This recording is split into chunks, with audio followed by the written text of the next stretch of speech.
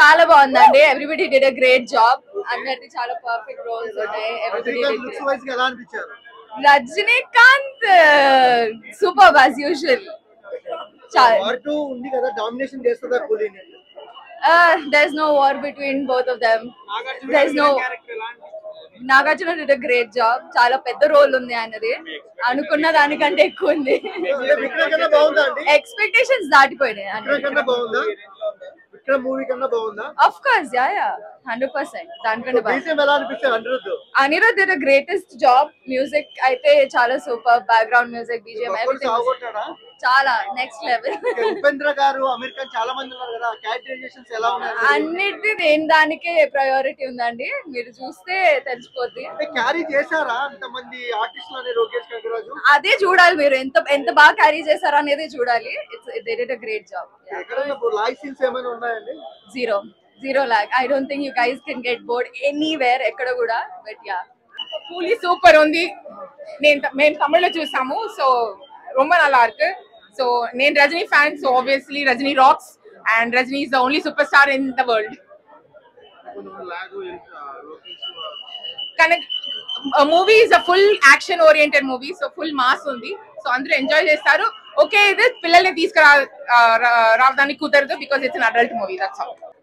Theatre ని గుడిగా భావించి వచ్చి మా తలైవా దర్శనం చేసుకోండి. It's fantastic. It's as peaceful as going to Tirupati and looking at lord Venkateswara. Acting అన్ని కాదండి, దర్శనం. మీరు దర్శనం చేసుకోవడానికి వెళ్తే వచ్చేస్తారు కదా, తృప్తిగా బయటకు వస్తారు. ఫ్యాన్స్ రజనీ వస్తే చాలండి, నిలబెట్టాల్సిన అవసరం అన్ని అంత కష్టపడక్కర్లేదు. మీరు రజనీ ఒక్కరి కోసం వస్తే ఇంకెంతమంది ఉన్నారు. సో మీరు మెయిన్ గుడికి వెళ్తే మిగతా గుళ్ళు కవర్ చేసినట్టు వచ్చి కవర్ చేసే. అసలు ఇట్స్ బ్యాక్. భాష మళ్ళీ అవన్నీ కాదండి. మీరు ఇప్పుడు ఆంజనేయ స్వామి గుడికి వెళ్తే వెంకటేశ్వర బాగున్నాడు అంటారా? లేదు కదా. ఏ గుడి దర్శనం ఆ గుడి దర్శనమే.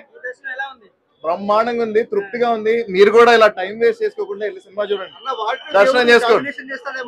ఇప్పుడు అవన్నీ వద్దండి, ఫస్ట్ లెట్స్ గో ఫర్ దర్శనం. ఈ మూవీతో ఇండియన్ బాక్స్ ఆఫీస్ ని షేక్ చేస్తున్నాడు మన నాగార్జున.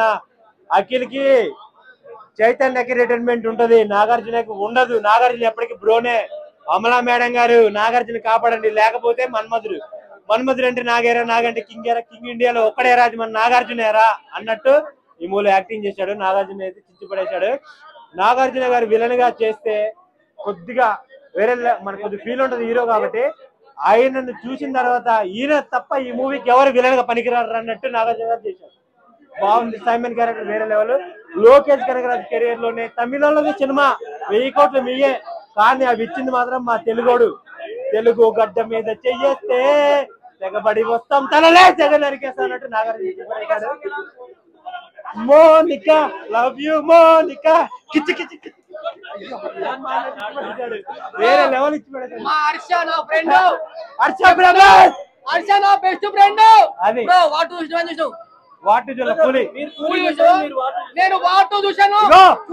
ఇక్కడ కొడుకు ఎన్టీఆర్, తండ్రి నాగార్జున, రుతిక్ రోషన్ కొడుకు రజనీకాంత్. అయ్యా ఇద్దరు పోటీలు లేవు.